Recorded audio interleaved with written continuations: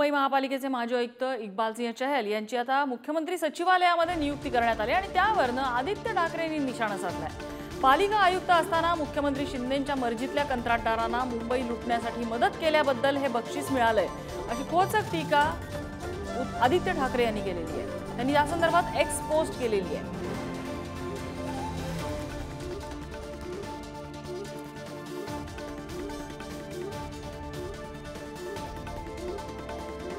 या एक्सपोस्ट मध्ये आदित्य ठाकरे नेमकं काय म्हणालेले आहेत आपण जाणून घेऊया।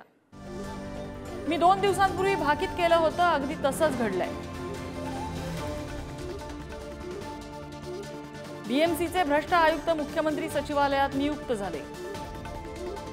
भ्रष्टाचाराला हातभार लावण्यासाठी मिळालेलं हे बक्षीस आहे।